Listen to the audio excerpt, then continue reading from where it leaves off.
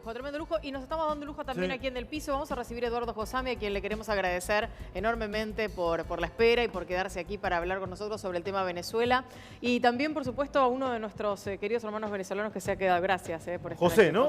José, muchísimas gracias. A ustedes por la invitación. José nos contaba que hace 3 años que vive en Argentina, pero estuviste en diciembre de regreso en Venezuela. ¿Qué observaste? ¿Qué viste? No, una situación bastante crítica y complicada. Tuve que, bueno, por tema familia, estoy solo acá.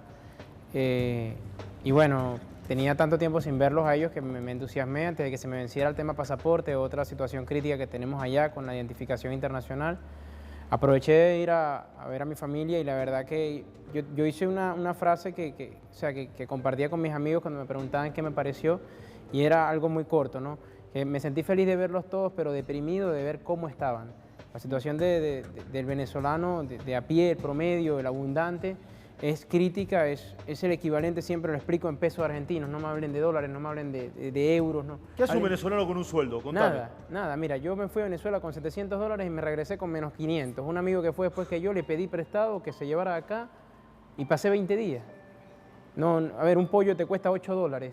¿Y cuánto es el sueldo? 5. Ah, claro. Entonces, con un sueldo no compras un pollo. No hay nada, no hay transporte público, el transporte público se hizo pedazo. Entonces empezaron a utilizar camiones de transporte de materiales porque tampoco se mueve la industria de la construcción, no se mueve nada, está todo paralizado y lamentablemente crítico. Josami, gracias por esperarnos durante tanto tiempo. Bueno, ¿qué reflexión le merece la situación que está dando en Venezuela? Bueno, evidentemente es una situación compleja, pero me parece que el gobierno argentino ha apostado a una situación absolutamente irreal. Más allá de la crítica que merece el hecho de haber apoyado un pronunciamiento que de hecho así era un golpe de Estado, es decir, una persona que era simplemente diputado y se dijo que asumía como presidente de la nación. Eso, absolutamente injustificable. Uno podía pensar que a lo mejor se comprendía de algún modo si rápidamente se demostraba que la inmensa mayoría de la población venezolana estaba de acuerdo o que las Fuerzas Armadas, que eran los destinatarios en realidad de este llamado, le quitaban apoyo al presidente Maduro y reconocían al nuevo presidente autodesignado. Guaidó. Nada de esto ha pasado. Y entonces me parece que como argentinos, más que discutir la situación venezolana, yo por ejemplo no tengo una información muy importante como para discutir lo que pasa en Venezuela. Está claro que en Venezuela se vive una situación muy difícil desde el punto de vista económico y social, está claro que existe un riesgo, lo acaba de decir Maduro también, de que esta situación se profundizara en un sentido de mayor violencia. Todos tenemos que apoyar la idea de que esto se resuelva a través de los caminos constitucionales, pero lo que me parece que debemos sí hacernos cargo y preocuparnos especialmente es que el gobierno argentino, incluso ahora, después que habían pasado ya varios meses desde la asunción de Guaidó y se veía que no conseguía instalarse de ningún modo como presidente de Venezuela, el canciller argentino fue el primero en salir a expresarle todo su apoyo. Macri ayer también lo hizo. Y lo hizo y en varias oportunidades. Claro. Josami, les propongo a todos ver qué va a pasar con Venezuela. ¿Tenemos en línea? Antes tenemos al vocero de Maduro. ¿Al vocero de Maduro en línea? El vocero de Guaidó. No, por favor. El vocero de Guaidó, Por me favor, parece difícil. ¿nos pueden pasar desde producción el nombre correcto si lo saludamos? Está en línea. Alberto Rabel, bienvenido. Aquí lo saludamos desde la Argentina. ¿Cómo le va? Esteban, Lorena, lo saludamos. ¿Cómo está usted? Hola, ¿cómo están ustedes? Cuéntenos qué situación se está viendo en Venezuela ahora, mientras habla Maduro. Alberto, por favor. Bueno, en este momento está hablando Maduro con una manifestación que convocó cerca del Palacio de Gobierno, de una zona muy pequeña, siempre hacen allí las cosas ahora cerca del Palacio. Y hoy el gobierno nuevamente reprimió los puntos de reunión de la oposición. Hay heridos de Perdigón, hay periodistas heridos, hay gente asfixiada. Definitivamente este gobierno no tiene talante democrático y así ellos marcharon en paz sin que nadie se metiera. Pero Alberto, el intento de echarlo a Maduro fracasó Pero- por lo que vemos, ¿o no? De acá de Argentina vemos que Maduro sigue y que no ha pasado absolutamente nada más allá de todas las manifestaciones. ¿Ha fracasado el intento por destituirlo o no? No, como no, si las dictaduras no caen de un día para otro. Esto es una pelea que se va dando día a día. Cada día tú avanzas, puede que un día retroceda, pero realmente este es un gobierno débil, este es un gobierno que está de retirada, este es un gobierno... Bueno, yo te explico una sola cosa. En Venezuela no hay agua, no hay luz, no hay medicina, no hay internet, no hay hospitales que funcionen. Y entonces, ¿tú crees que un gobierno puede sustentarse así? No, Lo que hay absolutamente no. es represión, es violaciones a la Constitución y es un gobierno dictatorial autoritario.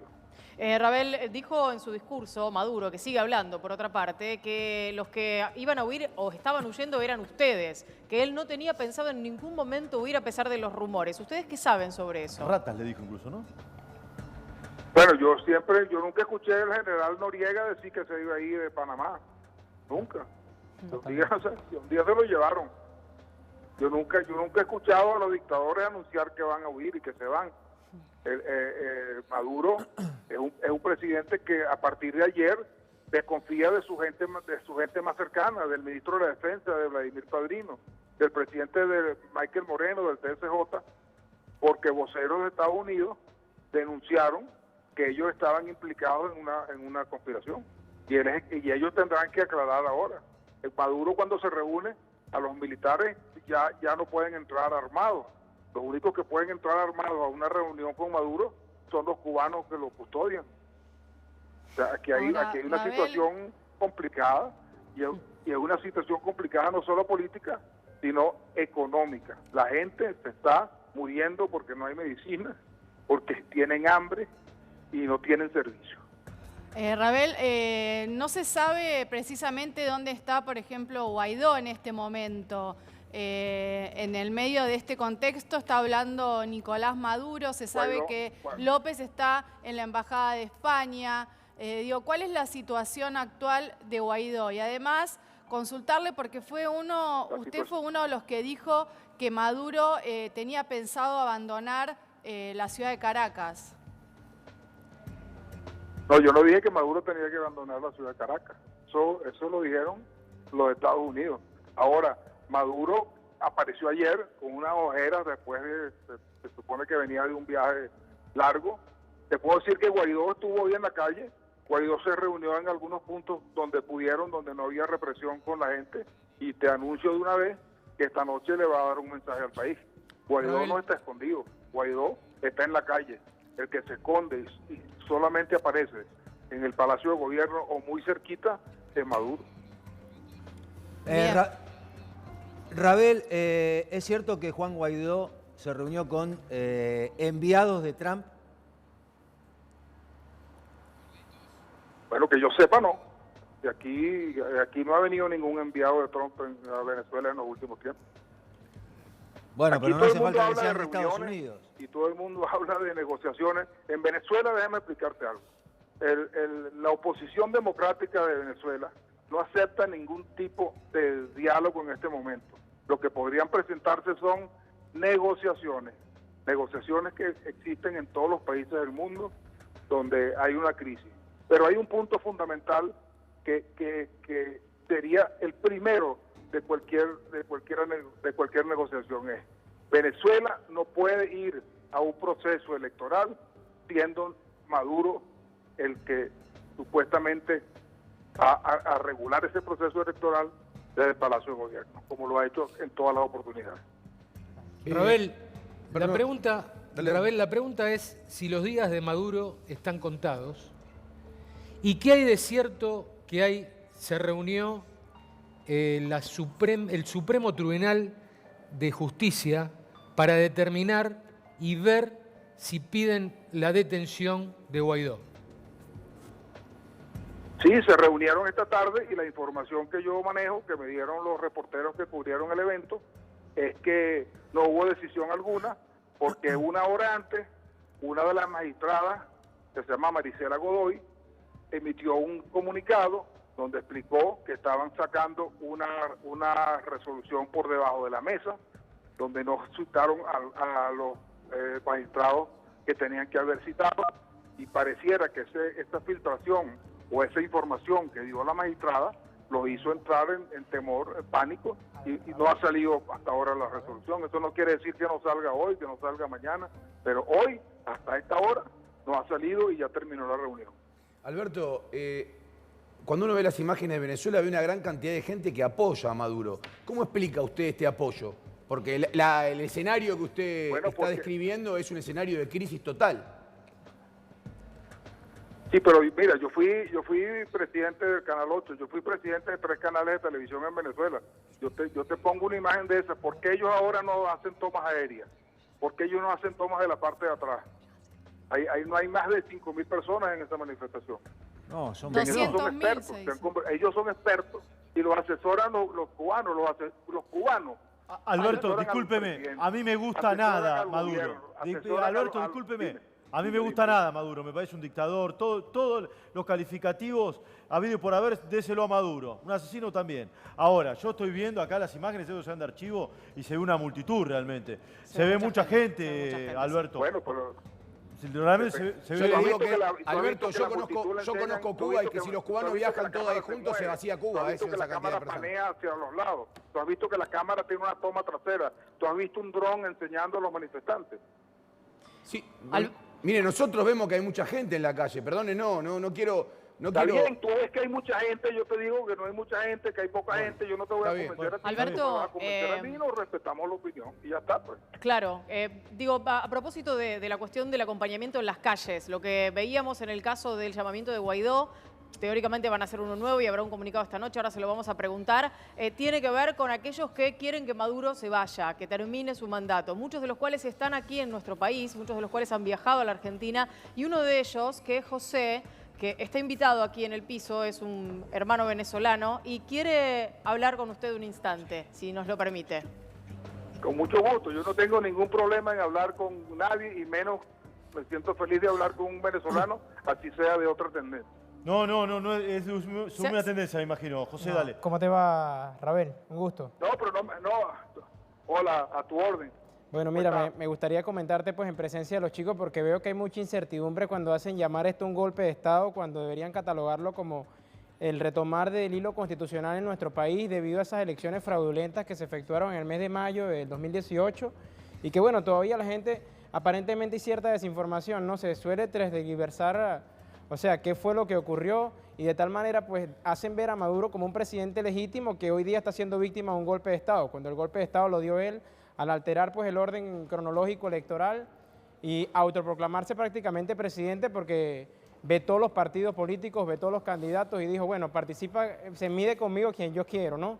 Me parece básicamente que eso es un poco el comentario que quería hacerte porque lo noto con mucha frecuencia que la gente acá no maneja a ciencia cierta qué es lo que está ocurriendo en nuestro país y eso obviamente permite pues que nos, de alguna manera u otra nos hagan o nos presenten pues como aquellas personas que realmente no respetan el orden constitucional, sino quienes pretenden perfilar la irrupción del mismo. Oye, se ve que estás perfectamente bien informado de lo que está pasando en tu país y eso me alegra mucho. Maduro llegó con una elección fraudulenta, con un Consejo Nacional Electoral que tiene 7 miembros y 4 son activistas del chavismo. Imagínense ustedes un partido de fútbol con 5 árbitros y que 4 sean del River y 1 sea del Boca y que sean activistas a fondo. Y es por eso que tantos países serios y de la región y amigos y de Europa y de todas partes del mundo han dejado de reconocer a Maduro como presidente y han reconocido al presidente de la Asamblea Nacional. Ganaron con unas elecciones fraudulentas y no es en este momento Nicolás Maduro un presidente legítimo. Alberto, aquí en nuestro piso, estamos en Crónica HD en Buenos Aires, en Argentina, está Eduardo Josami, que es un intelectual de nuestro país, y que está también haciendo una lectura de lo que se vive en Venezuela, y quería hablar con usted. ¿Qué le quería decir, Josami? Estamos hablando con el vocero de Guaidó. Bueno, en realidad, por supuesto, hablar con él, pero me dirijo a todos, no estoy en condiciones ni me interesa hacer un diálogo sobre lo que está pasando hoy en Venezuela. Sí. sino sobre algunos hechos que me parece que son incontestables. El primero, que nosotros nos enteramos de la asunción de Guaidó en sintonía con la declaración del vicepresidente de los Estados Unidos. No se conocen, salvo en las épocas afortunadamente superadas, en las que los Estados Unidos intervenían abiertamente en los países latinoamericanos en forma militar, no se conocen otros antecedentes de que se haya anunciado un movimiento que no podemos sino llamarlo golpe de Estado. En segundo lugar, hay muchos países de la región, Bolivia, México, Uruguay y otros, que no apoyan a Guaidó, que han planteado la necesidad de negociaciones para buscar una salida electoral. El presidente Maduro aceptó sentarse en la mesa de negociaciones. Ahora, escuchamos que el vocero dice que no van a ir a ninguna elección mientras Maduro siga siendo presidente. Entonces eso es desconocer que la mirada que razonablemente hoy puede tener la comunidad internacional, más allá de lo que cada uno piense de Maduro, es que Maduro sigue teniendo el apoyo no solo de las Fuerzas Armadas, sino de un sector muy importante de la población. Entonces, ninguna salida política puede pasar por decir que sea desplazado el actual presidente y nosotros vamos a convocar elecciones sin él. Sobre todo, perdón, con esto termino, sí, porque las elecciones que acá se califican de fraudulentas tuvieron una supervisión internacional importante. No, el mundo entero la calificó de fraudulenta, no. Pero la oposición dividida, sí, la mitad de la oposición participó en esa elección. No, la mitad no. Entonces, si así fuera, de cualquier manera, pidamos que haya una nueva elección. Que le está hablando Alberto. A ver. Alberto Robey quiere contestarle. Fueron acompañantes electorales. ¿Cómo? Reitérenlo que no lo escuchamos, Alberto, por favor. Que los observadores que vinieron, aquí no vino la OEA, aquí vinieron un grupo de observadores que escogió el Consejo Electoral, que no tenían ni voz, ni voto, ni opinión, los llamaban acompañantes electorales. Aquí no hubo un informe completo de lo que pasó en las elecciones. Aquí se determinó que hubo fraude en las elecciones. Y yo entiendo que a la persona que está hablando le gusta el señor Maduro, y yo le respeto su gusto. Pero nosotros los venezolanos, o la gran mayoría de los venezolanos en este momento, pensamos que el señor Maduro ha fracasado como presidente, que el señor Maduro no es un presidente legítimo porque la elección fue fraudulenta, y que si tiene tanto apoyo y tanto cariño y tanto respaldo popular, ¿por qué no va a un proceso electoral con un gobierno de transición que respete las leyes y que tenga un CNE equilibrado? Alberto, ¿cómo sería en este momento, y frente a las circunstancias que vive Venezuela, una situación cercana a lo ideal para que se puedan dar las condiciones de una elección transparente y que verdaderamente podamos todos entender que son elecciones reales? Bueno, con un gobierno que permita que los medios de comunicación transmitan la publicidad de la gente de la oposición, con un consejo electoral que tenga equilibrio, que sean 2-2 y un equilibrado, con una liberación de la censura que le tienen a los medios de comunicación. Aquí no le venden papel a un periódico si es un periódico que ellos no consideran amigos. Aquí han cerrado muchísimas emisoras, aquí han cerrado televisoras, aquí han hecho lo que les ha dado la gana con la prensa, no la respetan, no respetan al país y no respetan ni siquiera, diría yo, a la comunidad. Alberto, discúlpeme, yo quiero contar una anécdota acá. José que es ciudadano venezolano, está en Argentina. Yo hablo de exilio. Hay 300.000 venezolanos en Argentina aproximadamente y 3 millones de venezolanos que se fueron de Venezuela. ¿Por qué habrían de irse si es tan bueno el gobierno?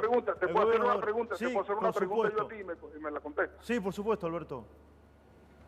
Pregunte. ¿Por qué tú crees que se han ido 3 millones de pero por venezolanos supuesto, de uno de los países más ricos del mundo? Cae de Maduro. Donde hay petróleo, donde hay oro, donde hay coltán, donde hay gas, donde hay turismo, donde hay recursos naturales, donde hay agua. No hay duda. ¿Por qué se habrán ido 3 millones de venezolanos a pasar trabajo, en muchos de ellos en otros países? ¿Por qué? ¿Por qué será? ¿Tú crees que es por ganas de conocer Buenos Aires o Santiago? No, claramente no, Alberto, claramente. Por supuesto. Alberto Rabel es el vocero de Guaidó. Le queremos agradecer enormemente la generosidad que ha tenido. Muchísimas gracias. A mí me encantan los programas polémicos y de verdad que respeto las opiniones de la persona que estuvo allí hoy en el programa. Sí, Alberto. Josami, es un intelectual muy respetado. Lo que queremos es vivir en democracia. Dos cosas finales. Tiene una pregunta, José, para hacerle, que es su conciudadano, pero además quiero que reitere a qué hora va a hablar Guaidó, porque usted mencionó que hoy iba a haber un mensaje. Es cierto. Nos avisaron que en las próximas horas va a mandar un mensaje. ¿Por dónde lo va a mandar? Por las redes. Porque a Guaidó no lo conocen los venezolanos por la televisión, prácticamente no lo han visto por la televisión, porque el gobierno controla la televisión y la televisión privada que queda se autocensura. Alberto, escuche, dale, José, por favor, dale.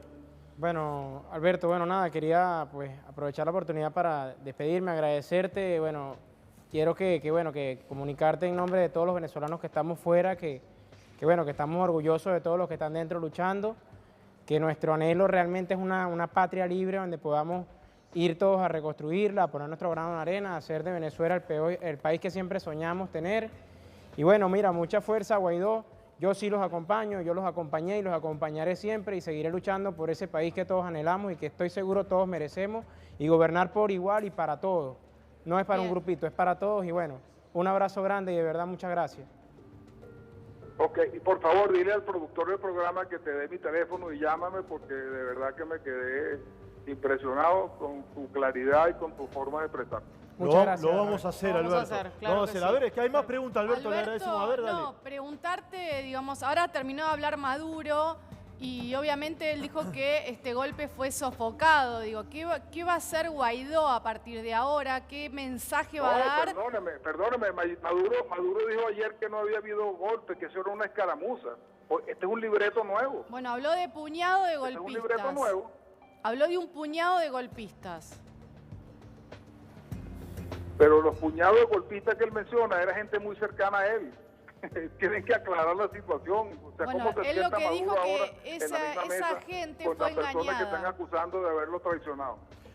Él dice que esa gente fue engañada, pero lo que importa es lo que va a venir ahora. ¿Qué va a hacer Guaidó a partir de hoy? ¿Qué es lo que va a comunicar? ¿Se encuentra exiliado en algún lugar? Va a convocar a unos paros escalonados que van a ir creciendo y van a terminar en un paro nacional. Ahora donde el país se paralizará y entonces se medirán las fuerzas en la calle. Es muy criterioso lo que le pregunta a Natalia Bacares, a nuestra colega Alberto. ¿Sabe por qué? Porque si fue un golpe, y Guaidó fue uno de los promotores del golpe, como dice Maduro, lo van a meter en cana, como decimos nosotros, lo van a detener. ¿Va a ir preso Guaidó o no, Alberto? Bueno, pero todavía yo no lo veo que esté preso, yo veo que estuvo por recorriendo toda Caracas hoy. Bueno, si alguien da un golpe en la Argentina, esperan una semana para meterlo preso, se lo llevan esa misma noche. No, esa misma noche. Claramente. Pero su aliado, Leopoldo López, está recorriendo embajadas para salir del país. Están en la embajada de España. De España, fue la de Chile, ahora está en la de España. Leopoldo López lo tienen amenazado de muerte, cumplió 5 años preso, no le han probado ningún delito y es otro preso político. Y ayer salió a la calle y fue a todos sitios y ningún organismo policial salió a buscarlo. Rabel, si la persona piensa como los que piensan Guaidó, conocen la realidad de Venezuela y son democráticos. Aquellos que piensan como piensa Maduro son golpistas y son asesinos. ¿Por qué no pueden pensar distinto uno del otro? ¿Por qué Maduro tiene que ser un asesino? Si tiene un montón de seguidores. Y Guaidó también. Mucha gente chavista que no son asesinos y que no son ladrones y que no son narcotraficantes, y hay gente decente. O sea, yo respeto mucho al venezolano y aquí siempre la lucha política ha sido de altura, o sea, fuerte, dura, pero no que si una persona no piensa como yo, soy un traidor, un pitiyanqui, un hijo de Donald Trump, porque lo dice Trump, no le dice Trump. Es complicado. Alberto, ayer llegaban las noticias de que estaba interrumpido el servicio de internet. Usted acaba de darnos la primicia que Guaidó va a hablar en un rato a través de las redes sociales. ¿Va a ser en respuesta a este discurso que acaba de dar? Lo más probable es que a esa hora tumban YouTube tumban Twitter, tumban todas las redes sociales. Eso es lo que están haciendo constantemente en Venezuela. ¿Va a ser una respuesta a este discurso que acaba de dar Maduro? Cuando habla la oposición en los pocos espacios que le quedan. ¿Va a ser una respuesta a este discurso que dio Maduro recién? Bueno, yo no sé porque eso no lo he visto, pero yo estoy seguro que va a aclarar lo que pasó y que va a convocar a lo que tiene que convocar y que va a marcar las líneas de acción para los próximos días. Alberto Rabel es el vocero de Guaidó y le queremos agradecer enormemente este muy buen rato de conversación que ha tenido con nosotros, la generosidad además de habernos atendido telefónicamente. Le mandamos un abrazo desde Buenos Aires, Argentina. Gracias por habernos atendido. No, de verdad, y muchas gracias a ustedes, y me encanta este tipo de programa donde tú puedas desahogarte y conversar, sí. y aunque subas el tono, seas respetuoso con tu adversario. Alberto, yo le quiero decir esto, no todos coincidimos, pero va así mi solidaridad para usted, para Guaidó, para Leopoldo López y para toda la oposición a Maduro. Abrazo grande, gracias. Muchísimas gracias. Un abrazo, muchísimas gracias. Bien, y vamos a seguir con José, está también Eduardo Josami aquí en el piso. José, te quedaste con una sensación ahí ¿no? Como entre la empatía con Rabel, pero digo, además con el sinsabor de saber que las cosas están todavía sin resolverse, Mira, ¿no? Es que básicamente, como se lo dije a Rabel, se lo comenté y lo comenté en señal abierta porque es mi intención que la gente comprenda realmente el origen del problema. ¿Cuál es el origen del problema? Nosotros, y lo he comentado muchas veces y no me voy a cansar de hacerlo, porque nosotros tenemos que luchar con la bandera de la verdad y la de la paz, pero lamentablemente en ocasiones uno no se puede quedar con los brazos cruzados cuando te están matando. Nosotros cuando fuimos en el año 2015 a las elecciones parlamentarias, la oposición obtuvo la mayoría de los votos y obtuvo la mayoría de los curules de los lugares. Nosotros no tenemos Senado, nosotros básicamente tenemos un parlamento único, donde a través de ese parlamento nosotros podemos, en teoría debería existir una separación de los poderes en todos los países, teóricamente, cosa que en Venezuela no ocurre. Menos en las dictaduras. Claro. Entonces, ¿qué pasa con Venezuela? Cuando nosotros tenemos el poder legislativo, que es quien se encarga de elegir los entes del poder electoral, los entes del poder judicial, lamentablemente el grupo, la mayoría que nosotros teníamos es descartada por el presidente por una orden express que él se inventó y dijo, mira, no, esta asamblea no va porque no trabajan. Yo voy a poner una asamblea que sí trabaja. No, en 2016. Claro. Entonces, la facultad que teníamos nosotros de elegir el poder electoral se fue a la basura, al igual que el del poder judicial. Después la que era defensora del pueblo dice, epa, mira, me parece que eso que estaba haciendo es ilegal, la echó. Después la tipa era narcotraficante, que es Luis Ortega Díaz. Entonces yo digo, bueno, mira, pero ¿cómo puede ser que esta sumatoria de factores no permitan a la gente por lo menos sentarse con un café y canalizar y analizar que lo que está ocurriendo es algo totalmente atípico, es algo totalmente como planificado? Si no estás conmigo, estás en mi contra y punto.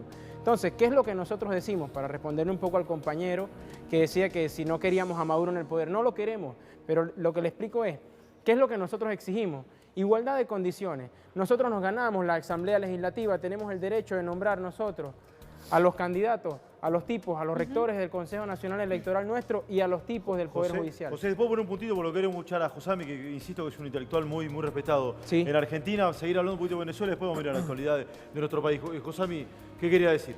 Yo no quisiera discutir toda la argumentación del amigo venezolano, porque evidentemente él tiene mucha más información. Pero además yo acepto que hay una situación compleja en Venezuela y evidentemente estas cosas pasan cuando hay un sector más o menos significativo de la población que está en contra, ¿no? Pero también ha quedado demostrado que ese pronunciamiento de Guaidó, han transcurrido varios meses, no se produjo ninguna reacción que nos permita pensar ni que la mayoría de la población está en contra de Maduro, ni mucho menos de que en las Fuerzas Armadas, que era lo que se señalaba, hay disidencias importantes. Por otro lado, ¿se fueron 3 millones de venezolanos? No, los 3 millones de venezolanos se fueron y ese es el drama principal. Se fueron porque la situación económica y social evidentemente es angustiosa. Sí, sin duda. Incluso muchos de los que están aquí, que yo he conocido, no son anti-Maduro, ¿no? Seguramente la mayoría sí, porque de algún modo se fueron durante el gobierno de Maduro. Pero lo que quiero decir es que, por otro lado, seguramente esta discusión hubiera sido otra si no hubieran sido los Estados Unidos los que abiertamente promovieron la proclamación de Guaidó. y llamaron a derrocar al gobierno de Maduro. Entonces, está clarísima la intervención norteamericana. Hoy cuando hablaban con Dualde aparecía también esto. Es decir, los países que han tenido grandes dotaciones de petróleo en el mundo, no casualmente, han sido centro de luchas tremendas en los últimos años. Sí, pero digo, los Estados Unidos cuestión... terminaron destruyendo a Libia, claro, terminaron destruyendo al Irak, pero y digo... entonces todos tenemos el temor de que Venezuela se transforme en un eje de conflicto militar que se extienda. Claro, pero digo, en la el eje de conflicto militar, de alguna manera instigado por los Estados Unidos, como usted dice, es una mirada que hay que tener. Ahora, desde muchos países no se ha tenido esa mirada humanitaria sobre lo que estaba viviendo Venezuela antes de que Estados Unidos llevara adelante lo que muchos ahora dicen es el golpe de Estado que pone a Guaidó en carácter de presidente interino. Perdón. Digo, se seguía hablando de que Maduro era el presidente legítimo y no pasaba nada. Como el de México, que no eran de los más próximos a Maduro, o como el de Uruguay, que también habló de la necesidad de negociaciones, se han preocupado por la situación humanitaria que existe y se han preocupado también por... Y Maduro no dejó entrar la ayuda humanitaria. Recordémoslo eso también. Pero es un dato central ese.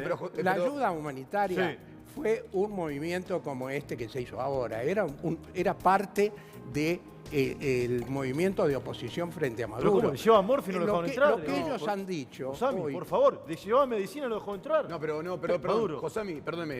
A ver, pero espera, que responda él, a ver. Porque los dos, me parece, están... Los dos no, pero que responda él, no interprete lo que diga él. No, que le quiero preguntar a Josami. A ver. El gobierno después organizó la ayuda humanitaria con países que reconocían al gobierno de Maduro. Y temió, pero no quiero hablar de lo que no conozco en detalle, pero el gobierno temió, con alguna razón, que ese movimiento de ayuda humanitaria fuera simplemente la forma de organizar un ingreso masivo en el país. Y después de lo que hemos visto esta semana, del modo como fue liberado López y de la nueva instigación de Guaidó a rebelarse, me parece que no se puede pensar en que esto tenga otra solución que una negociación que no puede partir de desconocer al gobierno de Venezuela, porque eso es darle la razón a una de las partes. Ellos podrían plantear, y sería mucho más razonable, que Maduro convoque elecciones con supervisión internacional, que es lo que están ofreciendo varios gobiernos que no apoyan a Guaidó. Ocurre, Josami, que vamos a decir la verdad. Perdón, me interrumpí, Ernesto. No, está perfecto, no, Esteban, no, es una charla. Está perfecto, lo que digo es, ocurre, Josami, que esto es una pregunta y también para vos, que digamos que sos un damnificado directo por las políticas de Nicolás Maduro. Ocurre que me parece que esto empezó a tornarse cada vez más belicoso cuando Estados Unidos designó para Venezuela a un señor que se llama Elliot Abrams. Hay que ponerlo con nombre y apellido porque si no, no se sabe. Elliot Abrams es una persona que está denunciada por todas las organizaciones mundiales de derechos humanos, entre ellos Human Rights Watch. En todos los países que estuvo hubo denuncias. Estuvo en Salvador, estuvo en Guatemala, estuvo en Honduras. En la guerra de Irak con Estados Unidos estuvo en Irak. Y esto empezó de mal en peor. Por eso te decía, Esteban, lo de la guerra humanitaria. La famosa ayuda humanitaria, porque en la ayuda humanitaria, tras los cargamentos, estaba este señor Elliot Abrams, que es un señor que es muy sospechado en todos lados del mundo por introducir armas en lugares en donde ya hay conflictos armados. Fíjense, y te lo digo a vos también, que sos venezolano y lo sabés, fíjense que lo que están intentando, creo yo, las dos partes, y con gran inteligencia por parte de Guaidó, recién me acabo de enterar que Maduro también lo quiere, es tratar de que no haya guerra civil, que es la realidad de lo que le puede pasar a Venezuela. Digo, los dos viven intelectualmente esta situación, pero me interesa más tu opinión, cómo lo viví vos como ciudadano de Venezuela, porque esto es lo que pareciera ser que viene después de esto, ¿no? Sí, no, mira, básicamente, bueno, voy a hacer un paréntesis de lo que tú estás, para darle un poquito más de sentido a la conversación. Cuando este quilombo, como dicen acá en Argentina, se prende en enero, porque en teoría Maduro fue presidente hasta el 31 de diciembre, que es cuando caducan esas elecciones, digamos, legítimas, y pasan ahora a este segundo mandato. Según la Constitución Nacional, en uno de sus artículos reza que cuando hay un vacío de poder o una ausencia permanente, tiene que entrar en vigencia el presidente de ese parlamento a asumir la presidencia de la República y convocar a elecciones. Entonces nosotros sí, yo como opositor sí, y lo digo muy responsablemente, yo estoy dispuesto a que negociemos, nos sentamos y negociamos. Pero ¿cuáles son los negocios de Maduro? Bueno, vamos a elecciones y yo pongo la mesa y tú comes lo que yo sirva. Y no es así. yo te pregunto otra cosa, ¿no? Está bien lo que decimos en contexto. Yo te estoy preguntando algo muy claro. Estados Unidos designó como representante en Venezuela a un hombre llamado Elliot Abrams. Elliot Abrams es una persona que está denunciado en todo lado del mundo por meter armas en los lugares de conflicto. Lo metió en Salvador, lo metió en Guatemala, lo metió en Honduras, lo metió en Irak. Algunos dicen incluso que es uno de los gestores de la guerra de Siria. No, es el mismo... Pero eso no lo hace bueno Maduro. No, para nada. Todo lo contrario. Lo que estoy diciendo es que este señor pareciera ser que le agrega leña al fuego, no que va a pacificar. Puede ser una situación circunstancial, o sea, puede ser un hecho... ¿Cómo circunstancial? Te puede llevar a la guerra civil.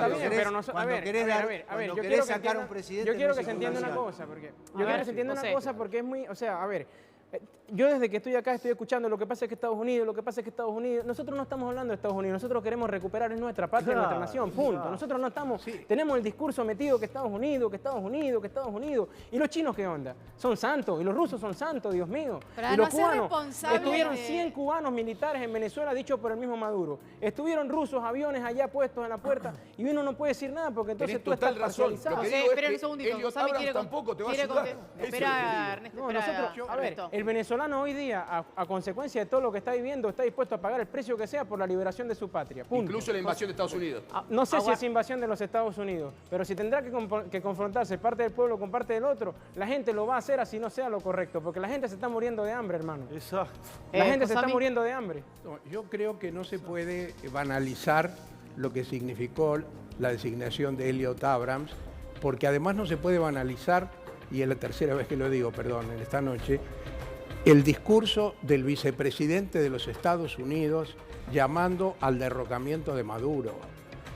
Eso es lo que hizo que muchos acá, que veíamos con preocupación la situación de Venezuela, asumiéramos una actitud beligerante de rechazo, porque acá ya no se está discutiendo cómo se resuelve la crisis de Venezuela. La crisis de Venezuela la tienen que resolver los venezolanos. Acá lo que se está discutiendo es que una vez más los Estados Unidos creen que tienen el derecho de decidir quiénes son democráticos y quiénes no son democráticos en América Latina. Y esto tiene, como decía uno de los panelistas allá, tiene demasiado olor a petróleo.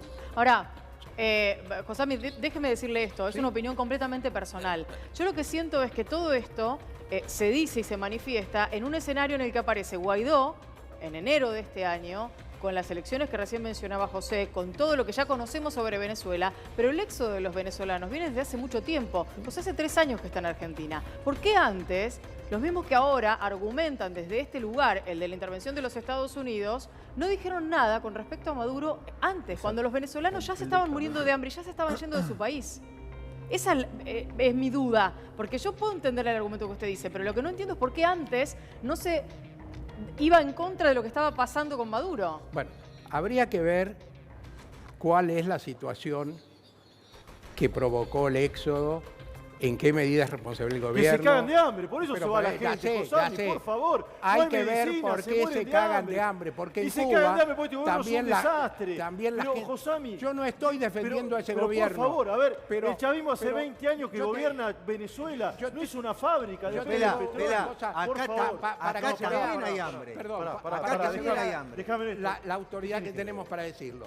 Yo creo que el gobierno de Mauricio Macri es desastroso. Sí, estoy totalmente de acuerdo. Peor que nos pudo haber pasado a los argentinos. ¿Qué tiene que ver, tiene mucho que ver. ¿Qué tiene que ver en este sentido, que si mañana se presenta cualquier senador de la oposición o diputado diciendo yo soy el presidente, o pide el adelantamiento de las elecciones o la postergación, o cualquier procedimiento más allá del constitucional para cambiar, Josami, 3 millones de venezolanos decir se fueron. Que eso es un golpe. Pero 3 millones de venezolanos se fueron de Venezuela a Argentina, no se fueron 3 millones de argentinos. Están marcando hay 2 millones por ciento la de inflación, necesidad por favor. de que los venezolanos resuelvan este problema entre ellos, no de que vengan los Estados Unidos a resolverlo, porque cuando vinieron a resolverlo en algún país de América Latina no hubo más democracia, ni hubo menos gente que se moría de hambre. José quiere decir algo.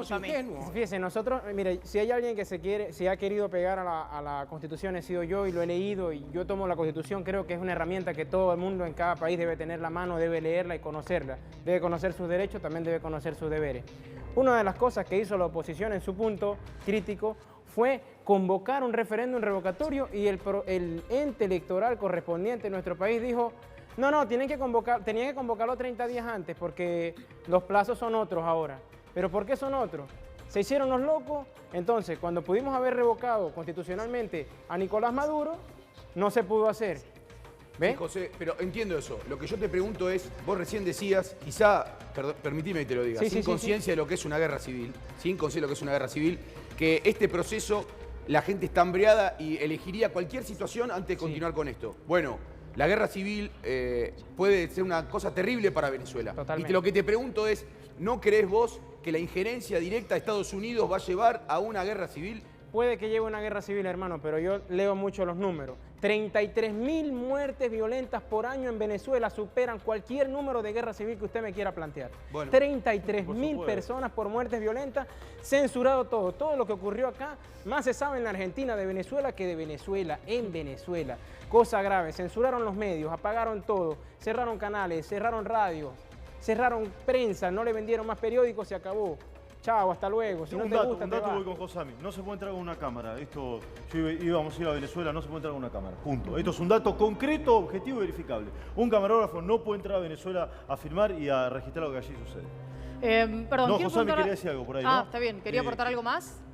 No, iba a repetir lo que dije. No, quería preguntarle a José por el tema de la visita del año pasado, porque yo me quedé pensando... hablar del 1 de mayo. Sí, ahora vamos a hablar de Argentina, sí, por supuesto. Me quedé pensando en lo que decía sobre su familia. Contanos un poco más, en detalle, ¿cómo es la vida de un venezolano hoy? Mira, yo fui a mi provincia, yo soy una persona que tiene mucho sentido de pertenencia por lo que vio, digamos, desarrollo, o lo que me vio a mí crecer, porque realmente me vio a mí crecer, mi tierra, mi país. No hay un colectivo, o sea, no hay un colectivo, así como están las calles hoy de acá, porque hay un paro, no hay colectivos, pero no es porque hay paro, es porque no hay. Se fundió todo, no hubo repuestos, estamos como en la Cuba de que tiene vehículos de los años 60. Eso es un tema puntual y muy grave porque ves a la gente montarse sobre un camión donde en teoría deberían ir escombros, basura, materiales de construcción, montada allí para ir al laburo. A mí me parece eso demasiado inhumano y que el presidente... ¿Me entiendes? Ahí no hay comentario, ahí no sale ningún luchador social, clasista, no sale nadie a decir nada. Y si es de la oposición, pues no se le da pantalla. Punto. Después del tema de la comida, ¿sabes qué es fuerte? Que lo vi yo y de verdad que al que no se le mueve el corazón es porque allí no lo tiene. Ver gente en el supermercado pidiendo media papa. Véndeme media papa, porque no me alcanza para comprar una papa. Entonces, comprar media papa, sí realmente creo yo que estamos en una crisis. Bueno, yo compro media papa y tú me compras medio kilo de porotos y compartimos. O sea, a mí me parece que un país como Venezuela, con esa capacidad económica que tuvo en su momento, con esa producción petrolera, no, porque la guerra económica, Venezuela ha bajado. Cuando Chávez asumió el poder tenía una producción de 3.000 millones de barriles de petróleo diaria, hoy día no llega al 1.000.000. ¿Eso quién es? ¿La guerra económica también? No, hermano, la incompetencia. No hizo una fábrica. Eso se llama incompetencia. El chavismo no desarrolló una sola industria, no. Nunca. PDVSA fue la tercera estatal petrolera. ¿Y ahora qué es? PDVSA es cualquier cosa hoy día. José, ¿cuánto hace que estás en Argentina? Ya voy a cumplir 3 años. ¿Y cómo es la situación acá? ¿Cómo la ves? Mira, como te digo, no puedo contrastar, digamos, lo que está pasando en Venezuela con lo que está pasando acá. Quizás sí, tengo que reconocerlo, pero no me corresponde hacerlo a mí. Pero cuando escuchás que se dice que Argentina va camino a ser Venezuela, ¿crees que Argentina puede llegar a... No creo, porque el venezolano lamentablemente, y lo digo con mucho sentimiento, soportó demasiado. El venezolano permitió que le pasaran por encima, el venezolano tuvo mucha fe, se apegó mucho a lo pacífico y nos terminaron acabando. Y yo creo que el argentino levantaría la voz y diría, hermano, esto no va más, chao. Si esto cambia en Venezuela, ¿volverías a tu país? Y dependerá de las circunstancias, esto no es una gripe, esto va a pasar muchísimo tiempo para que podamos tener un país en condiciones mínimas que te permitan a ti el desarrollo profesional, el desarrollo de una familia. En Venezuela no hay pañales, sino importados. Alguien tiene un curro, trae pañales importados, cuestan $10 un paquete de 12, ¿cómo hacemos? O sea que con Guaidó tampoco volvés. No, lo que pasa es que, como te digo, no es una fórmula mágica que pensemos que, bueno, ganó Guaidó, ya la deuda no está, el riesgo país va a 500. No, hermanos, tenemos el riesgo país en 7.000, tenemos una inflación de más de no sé cuántos millones %, tenemos una escasez bárbara, aparato productivo destrozado. Lamentablemente, las condiciones de Venezuela hoy no te permiten volver antes de los 5 años a ver qué pasa. Ojo, a ver qué pasa. No es fácil. ¿Argentina en algún momento corrió el riesgo de ser Venezuela? ¿Quién? Carrió dijo, ¿no? Que si ganaba Argentina íbamos camino a Venezuela. Bueno, yo creo que no, porque además los puntos de partida del gobierno de Chávez y del gobierno de Néstor Kirchner son muy distintos, y mucho más los países 10 años después, digamos.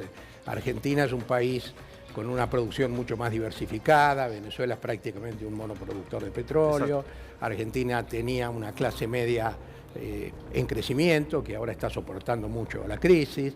Argentina tenía una industria importante y, como decíamos, diversificada. Ahora también estamos soportando un retroceso, pero de cualquier manera me parece que los puntos de partida son muy distintos. Y, por otro lado, el que en algunos aspectos se está pareciendo a Venezuela es el gobierno de Mauricio Macri, porque algunos de estos datos que daba sobre la inflación, el riesgo país, etcétera, en los últimos meses están creciendo. Pero me parece, esto lo digo simplemente para mostrar lo ridículo que puede ser la comparación, ¿no? Creo que tampoco me parece que vayamos a llegar por este camino a Venezuela, entre otras cosas porque tenemos elecciones dentro de poco tiempo y el rumbo va a cambiar drásticamente. Vamos a comunicarnos ahora, ya está en línea, Carlos Ríos, es diplomático de carrera, está en la marcha y le queremos agradecer el contacto con Buenos Aires. ¿Cómo le va? Buenas tardes. ¿Nos escucha? ¿Carlos? Sí, te escucho, te copio. Bien, estábamos observando hace instantes nada más los movimientos que se estaban dando. Cuéntanos la realidad de la calle en este momento en Caracas. Perdón, mira, estoy en el aire en este momento porque te oigo con cierta, como con estática en el ambiente, ¿verdad? Mira, ¿aló? Sí, cuéntenos, lo escuchamos. Hable que lo escuchamos. Me escucha. Mira, por ejemplo, yo en este momento estoy en la calle porque venía de una demostración pacífica que estábamos y ahorita acaban de caernos, como se dice, a perdigonazo limpio y a bomba lacrimógena la Guardia Nacional, pues. Justo hace 5 minutos debimos disolver y estábamos de manera pacífica allí, pues. O sea, los agarraron a los tiros, digamos. ¿En qué lugar de Caracas? Sí. Mira, ahorita yo vivo a 18 kilómetros de la entrada principal de Caracas, del fuerte Piuna, que es el fuerte principal de Caracas, y como a unos 15 kilómetros de la base aérea de La Carlota, pues. Carlos, nosotros aquí, por supuesto que intentamos analizar lo que está ocurriendo, pero nadie mejor que usted para decírnoslo. ¿Qué cree que va a pasar a partir del discurso de esta noche, de lo que puedan ser las próximas horas con respecto a Guaidó? Mira, yo creo que, una de las cosas que tenemos que tomar en cuenta, y no es que me estoy yendo por la tangente como decimos nosotras, mira, Venezuela ahorita es un escenario en el cual están en juego toda una serie de elementos o fuerzas. En este escenario está en juego una geopolítica y una geoestrategia, y en la cual tendríamos que buscar también, y perdonan que haga referencia a eso. Mira, Venezuela ha sido un objetivo desde la misma guerra, desde la época de la Guerra Fría, desde la ex-URSS, ¿verdad? Y acuérdate que en aquel principio de lo que es la guerra delegada, en el mismo escenario, 2 potencias no iban a estar. Por lo tanto, aquí tenía que la otra potencia tener a sus delegados, y quienes hicieron ese papel normalmente fueron los cubanos, y por eso es que y entonces ya desde aquella época en el país, después tenemos que tomar en cuenta, les reitero, los problemas en Venezuela son problemas estructurales. El problema es que cuando llega un grupo y entonces se enquista en el poder y dice que va a terminar con toda una serie de problemas y vicios que había anteriormente, y lo que han hecho es acrecentarlas. Y antes había una especie de burguesía. Perdón, ¿me están copiando bien? Sí, correcto. Me están copiando, Hola. ¿verdad? Mira, antes, ok, perfecto, vamos a suponer que verdaderamente había una burguesía, una oligarquía. Lo que pasa es que esa fue sustituida por la que se llama ahora los boliburgueses, etcétera, etcétera, y la gente, los que están en conchupancia con un grupito, una élite que está en el gobierno. Y algo que por ustedes debe ser muy bien conocido es todas estas, los familiares del clan Chávez Fría, como le han descubierto toda una serie de cuentas a él y sus grupitos en el exterior. Pues. Bien, Carlos. Tenemos una serie de... Carlos, disculpe, se hace muy difícil entenderlo. Obviamente las comunicaciones evidentemente no son buenas. Le agradecemos enormemente la amabilidad de atenderlo. Mandamos un abrazo. Un abrazo grande. Se hace muy sucia la comunicación. Muchísimas gracias. Frascarelli quería decir algo. No, te quería decir que lo que dice en realidad tiene razón, porque hay varios puntos de Caracas, que están siendo atacados actualmente con balas de plomo. Tengamos en cuenta esto y aparte se están agrupando las fuerzas para esperar la noche y poder atacar. Esta es la situación que se está viviendo en diferentes puntos de Caracas. José, muchísimas gracias por haber venido, gracias por haber compartido con nosotros tu historia, tu mirada y también por la oportunidad que podamos entender algunas cosas centrales de tu país. Siempre a la orden y muchas gracias a ustedes. Y bueno, para cerrar, les agradezco de verdad y bueno, les deseo un feliz día al trabajador acá haciendo lo que siempre se hace, que es trabajar. Gracias. Y bueno, un abrazo a todos y gracias a la Argentina por todo, a su gente. Básicamente a su gente porque nos saben recibir, nos saben entender y apoyar en todo momento.